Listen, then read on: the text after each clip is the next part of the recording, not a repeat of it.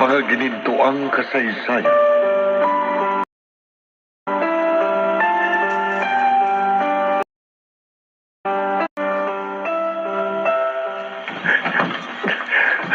Amado, saan ka galing? Oh, ano yan? Bakit nilapag mo sa ibabaw ng center table ang baril? Ginamit mo? Congratulations! Pinatunayan mo sa akin hindi ka nga duwag. Oh, bakit ka umiiyak? Hindi ba dapat natuwa ka dahil nakapaghiganti ka na? Tessa, Ano? Gusto mong masahihin kita? Halika, doon tayo sa kwarto at may ireregalo ako sa'yo. Paniligayahin kita ng gusto.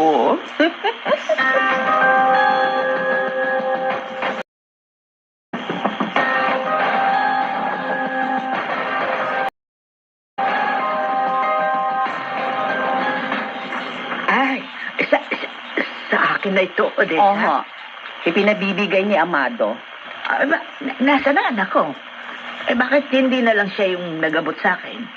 Pagod na pagod siya, kaya hanggang ngayon nasa kwarto pa rin at natutulog. Napagod? Saan?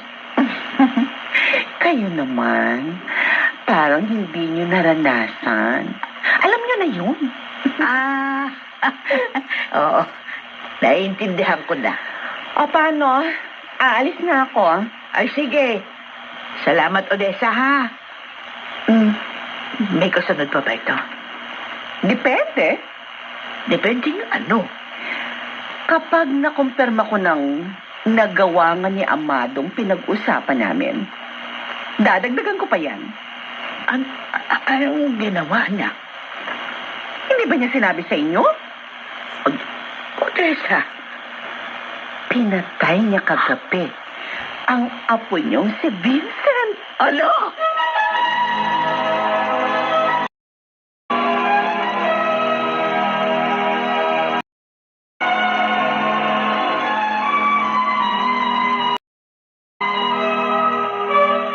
Bakit ba hindi ako mapakali?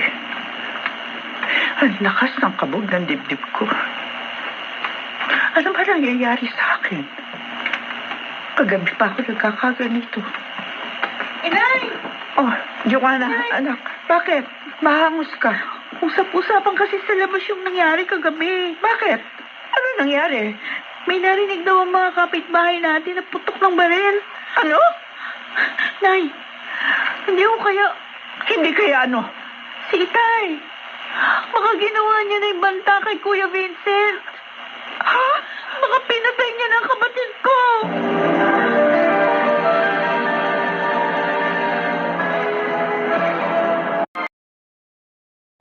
mga ginintuang kasaysayan.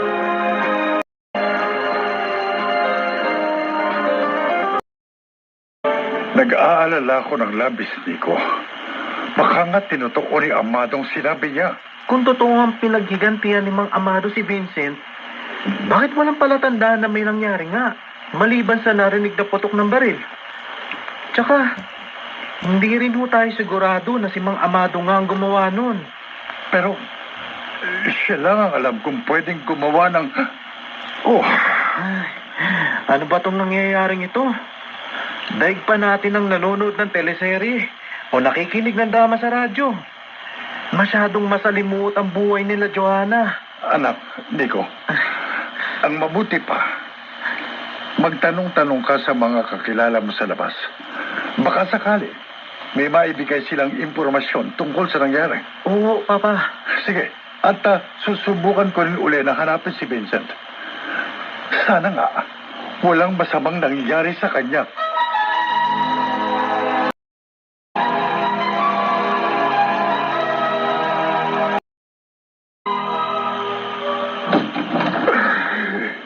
Lolo, Oh, saan ako kayo galing? Kanina ko po kayo hinahanap. lumabas lang ako sandali. Bakit to?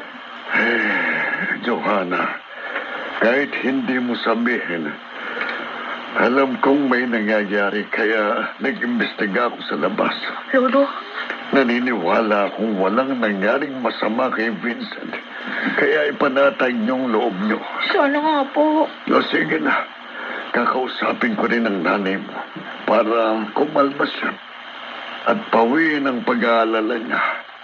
Sige po. Bakit? Parang sigurado si Lolo na walang nangyari sa kapatid ko. Nakita ba niyo si Kuya Vincent? Nagkausap ba silang dalawa?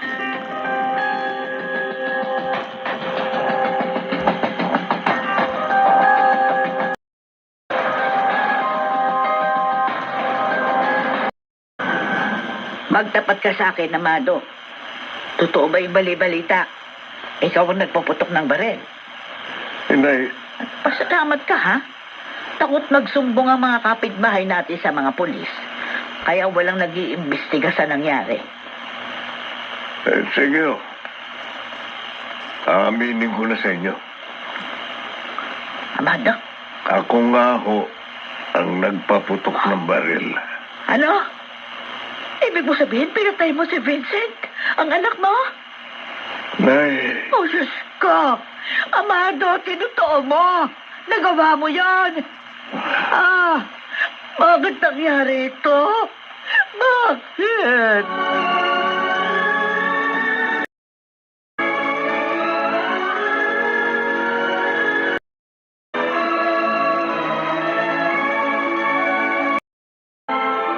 Siguro may kasalanan din ako sa nangyari.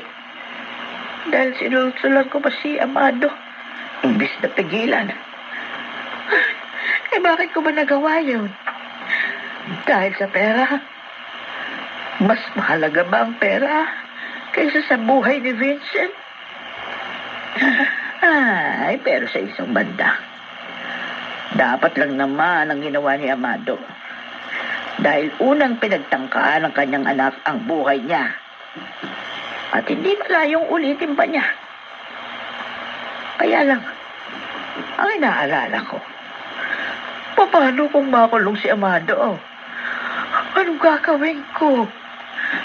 Mapabayaan ko ba ang anak ko?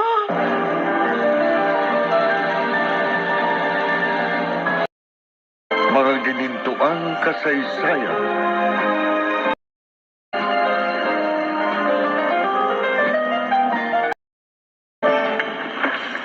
Paano naman ho kayo nakasisiguro na tama yung nasa isip nyo?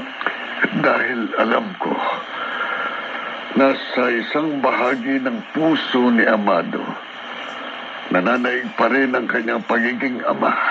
Hindi ako naniniwala sa inyo. Carmelita, Dahil kung totoo yan, sana hindi nyo kami pinabayaan.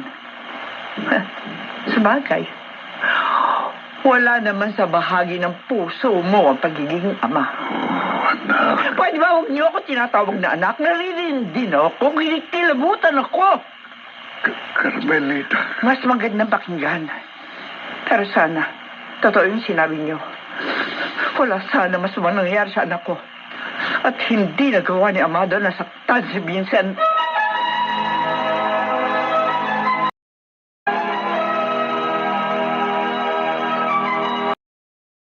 Ayaw mo bang sumama? saan ka pupunta? Sa bahay niyo. Gusto ko makita si Carmelita. At gusto ko ako mismo ang magbalita sa kanya. At tuloy, makiramay para sa anak niya. Odessa, Bakit? Nag-aalangan ka? O nagigilty ka? Sige, kung ayaw mo, hindi kita pipilitin. Naiintindihan kita. Ako na lang ang haharap sa dati mong asawa. Babalitaan na lang kita, ha? Huwag ka mag-alala. Hindi ko sasabihin na ikaw ang pumatay sa anak niyo. Sasabihin ko, may nakaaway siya. O kaya, na-hold up at nanlaban. Kaya, ayun, napatay. Bahala na. Basta, mananatiling lihim ang iyong ginawa. Kaya huwag ka mag-alala. Akong bahala. Hindi ka sasabit sa ginawa mo.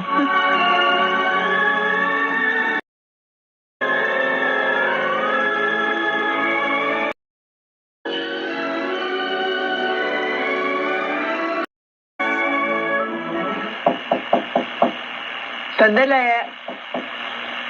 Nandiyan na. Sino? Magandang gabi, Carmelita. Odessa? Ano sadya mo?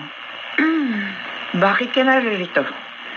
Wala rito si Amado. Alam ko, dahil iniwan ko siya sa bahay na nag-iisa. At masaya. Wala akong pakialam sa kanya. Oh, ganun ba?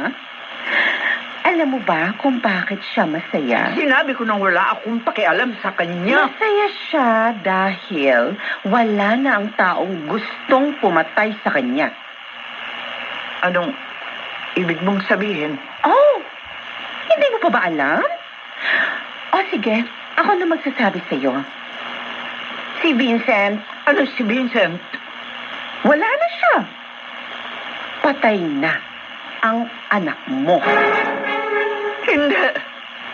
Pinatay siya ng mga taong may galit sa kanya. Kaya, nakikiramay ako. Ha? Condolence sa'yo, Carmelita.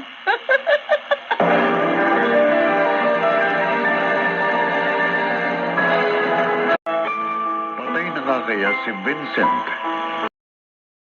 Makayanan pa kayang harapin ni Carmelita ang mga pagsubok sa buhay nila